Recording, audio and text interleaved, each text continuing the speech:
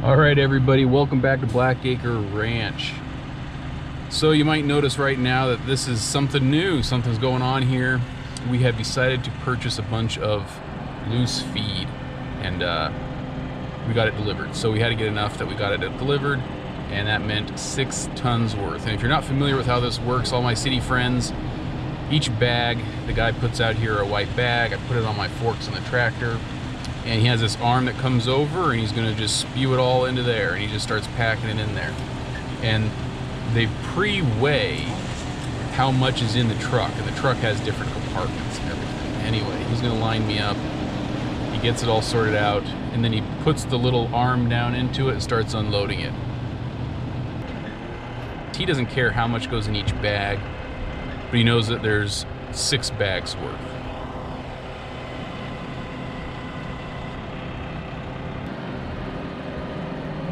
So anyway, we're getting a bunch of feed. Let me tell you about it. We're making some changes to kind of help the health of the animals and do some new stuff. Yeah, I guess we're gonna go from there. So anyway, keep with us. We're gonna fill you in on the details.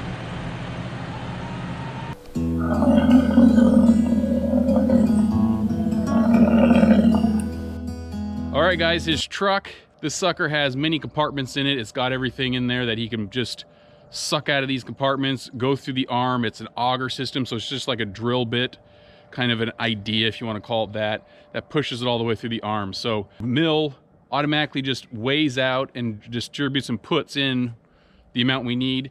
His job is just to make sure we fit it in the containers, these white sacks. So here's the white sacks. And he just really fills it up to about here on the lines where the graphics is. He just fills it up to that point, knowing that's about 2,000 pounds. So how much did we get, Jeff? That's maybe the question you're gonna be asking. Well, we got 6 bags, which means we got 6 tons or 12,000 pounds of animal feed. I know what you're thinking. That's a whole lot of animal feed. And yeah, that's a lot of animal feed. Why do we get it? Because they freaking eat it. That's why. They eat this stuff, and it does them good. So really what happened was this past year we've been noticing is there are 2 different types of supplements you can provide your animals. This is an energy supplement, meaning that the protein content is typically 14% or lower and is more geared for higher energy. Whereas you can go get range cubes or other things, and those are generally above 14, so 15 or higher. That's kind of like a guideline, but if it's higher than 15% or 15 and higher, it's like a protein supplement, meaning it's more worried about protein, not so much about energy. And so this last year, all that stuff extra that we were keep producing and putting out for the animals obviously didn't work, right? So the 2 mothers who were lactating didn't have enough to lactate. So the reason was because they were getting more and more protein, but they didn't get enough energy because we didn't have the right type of supplement given their needs. And so this is the experiment you go through, right? You have your ranch and you do this, and you got to figure out what's working and what's not working. And we're checking things off one by one systematically. And that's why we track data. That's why we look at things. That's why I've got 18 Excel spreadsheets, everything. But this is what we're going to be using this year. And this is a loose feed, like I called. It's a custom blend. The reason we got a whole heck of a lot of animal feed is because for the custom blend, they would, if I got 3 tons, they would do a custom blend. It makes it worth their time to do it. But they would do free delivery if I got 6 tons. So they delivered it, I didn't have to do anything, and as long as I use it and use it appropriately, then it saves me a 4-hour round trip to go get it. Not sure why they decided to come on our property. That's right, Lizzie, this is when you bark. Hey, cows. Hey, cows. Go back home. Go on. Yeah, go on. This isn't your home. Shoo. Go on. Shoo. Go on, cows.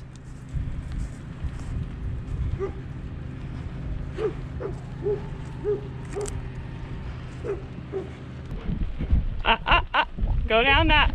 Go. Go on. Yeah, good job. Go down. Go on.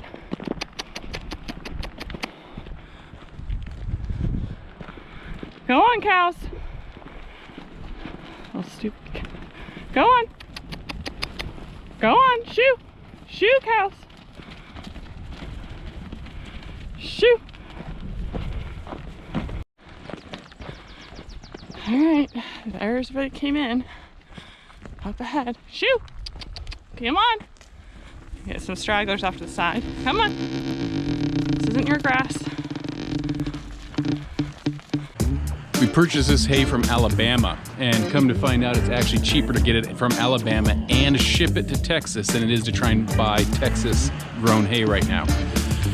Currently, what I was seeing is about $150, $170 per bale when you include delivery fees. They're charging anywhere upwards of $50 a bale for delivery, and I'm sure that's just depending on how people want to stack that. They're just going to go really cheap on the hay, but they'll deliver it for extra amounts. And I think that's partly because people are getting a break from the government for the delivery fees, and so they're kind of offsetting it that way. Anyway, I'm not doing that. So we got this from Alabama. It was delivered in, and it came out to be like $118 a bale. So still crazy, but we only decided to get 42 rolls because according to my cheat sheet of my record keeping, we should be able to last with that probably until June. So I'm hoping with first cuts coming up on hay. The first cutting they're going to do, I think April-ish, maybe early May, hopefully, we'll be able to get some more hay. But instead of buying it now, I'm hoping that prices go down actually in the future. So anyway, I just wanted to just share with you, we did weigh these things and we got an average weight of about 805 pounds. So they're not my heaviest, they're not my lightest. We will see, of course, how good it really is once we get the forage report back.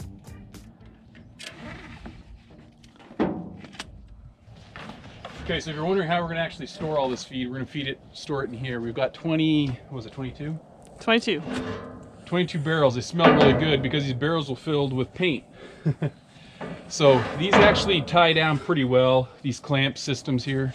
All it does is has a bolt that goes through, you thread that in, and it seals in here around the ridge. So there's different lids you can get on them. Some don't have any ports. This one has a couple. But we're gonna store them in here. Now, if you're wondering, hey, geez, Jeff, that's a lot of paint, and you don't want to put your feet in that, I know, all right? So we're gonna be putting liners in these. So then the feed will sit inside the liner inside of this. But since they've all had what they call it water-soluble ink, it's paint, dude. Just call it paint. You don't have to type as much. And we're gonna put those in there and put the feed inside of that. So that way there won't be any contact. But about 6 of these will hold 1 ton of feed from the last time we did this. So we're gonna have the elders kind of just spray them out, kind of clean out some of the base paint here. You can see the paint in the bottom. We tried to dump out whatever we could when we got it, but whatever. All right, so we're gonna dump these out, let them start drying, and then get to the rest of today.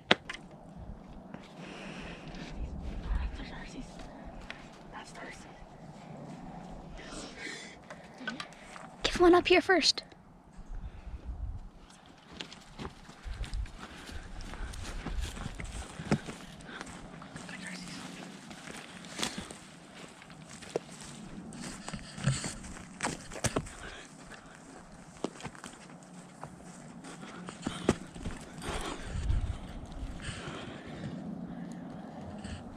Izzy, come here. Izzy.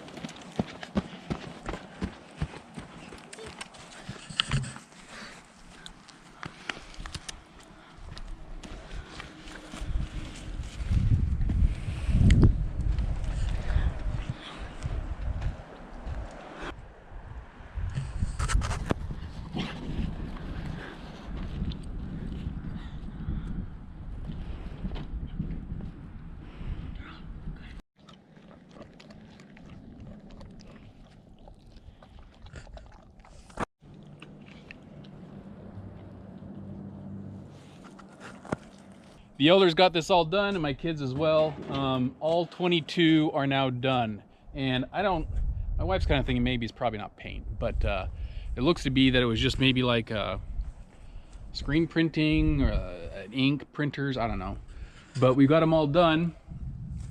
And for the most part, all of it came out really, really well. Again, we're just gonna be putting liners in these things. So You know, we're not going to be relying on the fact that it has to be 100% perfectly done and everything else, but we're leaving them here to dry. We've got all their rings sitting over here and all their lids strapped all the way around. So anyway, these guys are going to dry right now. We're going to eventually put some liners in there and get the feed once we can find liners, right? So I know we could put garbage sacks, we could put some other things. Home Depot sells some liners, but they're like 1.7 mil thick, super thin, and I just don't want to risk puncturing them with a shovel or other things like that. We found some online that were like 8 mil thick, but they're on back order now. So anyway, enough of these guys. That will be our future storage place, because whenever you have loose feed, you got to make sure you store them. The other benefit with liners, I didn't mention this, the condensation. So the liner will prevent the condensation that comes and forms on the barrel from actually getting to the feed. So we can tie it up, we can seal it tight, and we can perpetually keep using these things. Even if the seals on the lids don't work 100% well, that'll keep it all safe. So anyway, let's go get these animals fed. I think that's what we need to do today. Quickly get them going. So join us. All right, we've got our buckets filled up. So we're gonna be filling or feeding the animals, and we've got 3 buckets. That's because mostly this is all gonna go to the yearlings. And the main herd will just get some here and there, depending on what they need, but they're gonna mainly rely on Rio Max and good quality hay. That's in theory, right? So we'll stand prepared to feed them. But otherwise, we've got finishers, the ones that are getting most of the feed. And then we have the mini herd and the other animals as well. So, and calves. So anyway, this is going to the big herd, or the finishing herd. All right, and we're gonna weigh it just to make sure we know how much things weigh.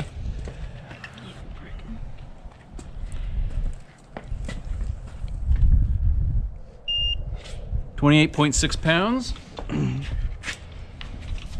we're just getting an idea because everything is gonna be weighed according, or given according to their weight and how much they eat. 28.6 pounds. No kidding, huh? I know, right? I wouldn't have thought that was that I heavy. would guess this is probably the same, so let's avoid that.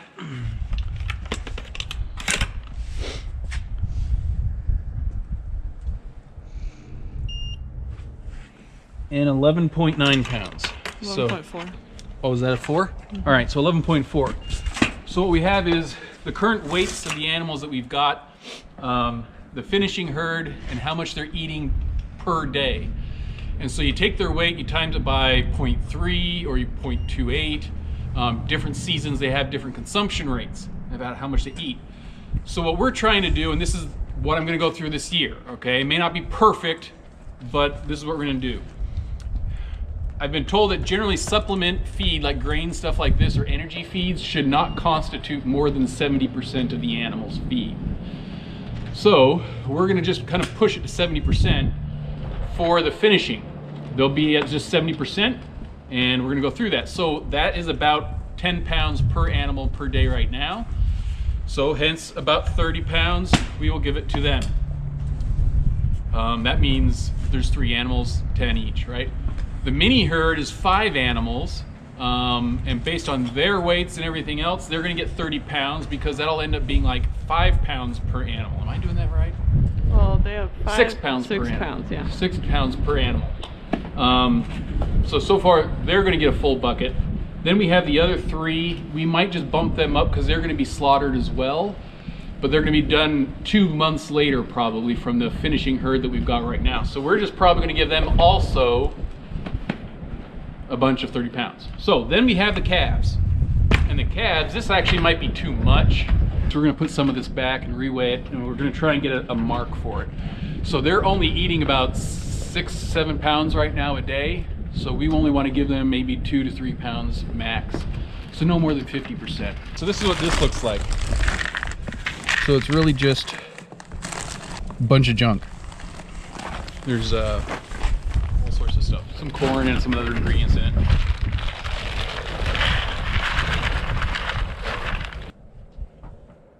A little bit more. Now, some of the beauty of this is that we're trying to do is, you know, we're just experimenting this first year, and we're trying to get some accurate data that we can rely on. But we're also just trying to keep it simple. And so this kind of works out well since we have 6 in one and 3 in the other and so forth. And it's 30-pound bucket. So we're just keeping math simple. Let's just be consistent, see how they do, and maybe the next time you're around, we're gonna adjust it. Maybe you'll go more, maybe you'll go less, whatever it is, who knows? But until then, we just do what we do. And like for the last 2 years, we just figure out if it actually works or not. So this year, it won't work. This is our finishing group. It's like before, guys. We just drop in a bunch of feed. They already have some left over from yesterday, actually. Oddly enough, guys, it looks like they haven't even touched this stuff from yesterday. Is this kind of what you did, Charlotte? Yeah, I mean, I'd say that there's some snuffling through it, but there's a lot. Well, I just dragged my hand through it. Oh. Okay, so there's a lot left. I don't know why they haven't eaten it. So we're actually not going to feed them their bucket. I want to see if they eat this first. So we will store that other one for later. And let's just go visit the other animals right now and give it to them. All right, little guys, little calves. Finally looks like they actually did everything in here. Look at that.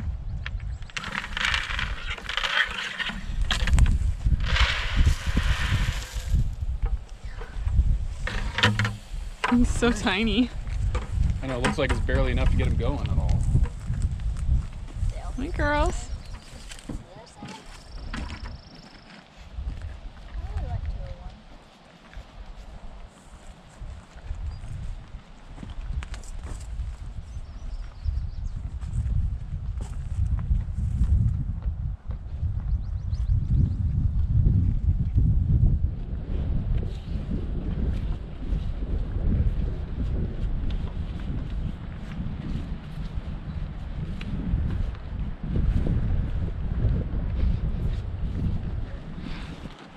Cute little animals, right?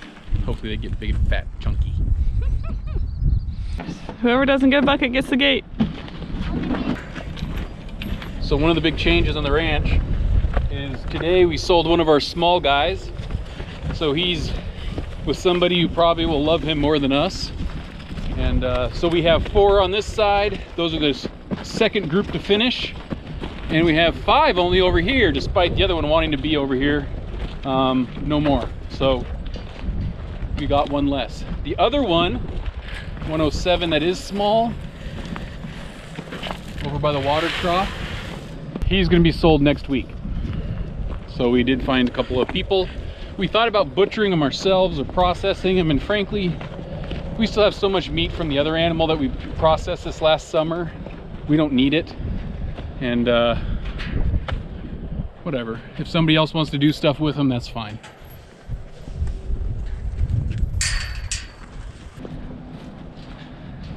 Okay, a little remnant in here.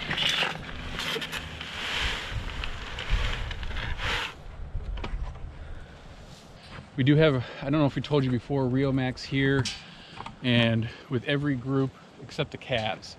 The finishers even just got some. The calves are going to take it so slow. So we're going to wait for like a group like this or the mini herd to finish theirs or get really low on it. And then we'll take that remnant and feed it over to the calves and then replace it. So that way the calves aren't trying to burn through 60 pounds in a week, you know? They're just trying to go, whatever, they may just get a little block like that and use that for a month. Who knows? So, all right, enough of those. Let's get back up to the pavilion.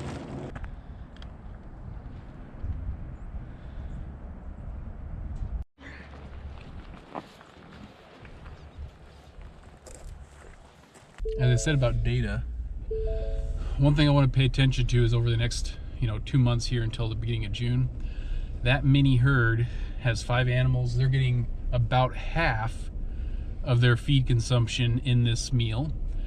The other 3, and even those, are going to be getting about 70% of their feed consumption. And I want to see how does their growth rate per day, average daily gain, compare between them when they get 50% or they get 70%.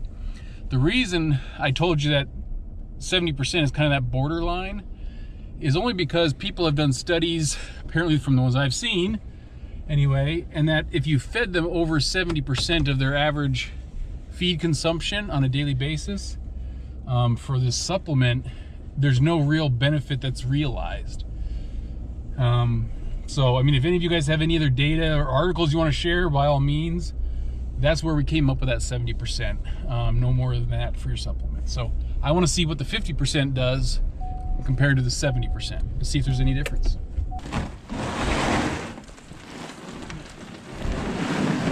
The buffalo are still going to, main herd is going to get alfalfa. And we're going to keep feeding them alfalfa until, well, we get done with all the alfalfa. And my goal is I just want them to be as much as possible on hay. Hay is the cheapest form of feed you can possibly do. How many are we doing? We're just doing 4. 4? Yep, sorry, bug. And so hay can run you, what, 7 cents a pound, 10 cents a pound. Right now, even with these escalated prices, they're like 120. It's what, 16, 15 cents a pound? Supplement will run you 20, 25, 30, 40 cents a pound. So supplement is always more expensive. If you can get by with something cheaper, that's great. Now, I'm not gonna say this hay was super cheap, okay? It wasn't, but we have it, we're gonna use it, and I wanna see how well these guys can do with just hay, and maybe we would supplement with some other alfalfa later on, but with escalated prices, this stuff came out of Utah, right? So another farmer friend of mine had it, got us a deal on it, but still it's not super cheap.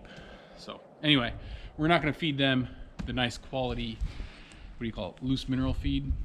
So we're just gonna feed them this stuff. So while we let the animals eat, I'm gonna let you know that we're gonna be planting seed coming here this spring.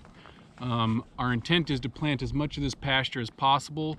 We've got, once 4 gets finished fenced, it's halfway finished. I'm gonna assume we're gonna get it done 4, 5, 6, 7. We have those 3 feed pens and we have the 2.5 acres. So we're gonna be planting some seeds. I'm gonna talk with a seed company already. And it looks like the first part of April, I think, is when we're gonna try and do it. The problem is once we plant the seeds, we've gotta let them germinate and start to grow before we just let the buffalo on them. So it's gonna be a balance act of being able to plant versus some we just can't yet. So we're gonna do it in 2 stages and try and switch the herds around.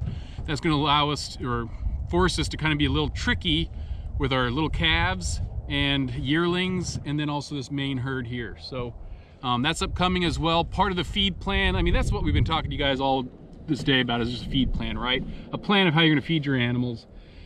If we can spend the money and invest it on some seeds and get it to grow, the feed bill drops because nature is producing the grasses for it.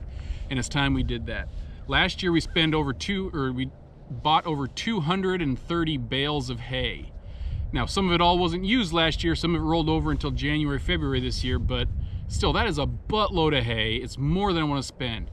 With Rio Max, I think we've cut our feed bill 30%, so we're down to maybe about 160, and if I can get some good grasses and pasture growing this year, I hope to cut the rest of that in half. Maybe I'll only be buying 60, 80 bales this year, so that's my goal. Anyway, that's the feed plan, that's the status. That's what we're gonna do with these pastures in about a month or so. We'll plant one beginning of April and then maybe end of May, middle of May. It just depends on how things are looking and how much rain we've been getting. So if you guys have buffalo or any animals, that's what a feed plan is. I never knew what it was, right? And now that we have animals of different ages, it's easier to kind of say, yep, we've got a feed plan and we need to know what we're gonna feed them. So we've collected data the last 2 years. We're gonna try and finish it all up this year and see how this has all been doing. But Rio Max has been doing us good. We're gonna see how animals weigh out in June. And then we're gonna keep an eye on these guys and see how much of just the hay and alfalfa right now they can rely on and not go to everything else. Catch you next time. Like and subscribe, guys, please. Thanks, bye.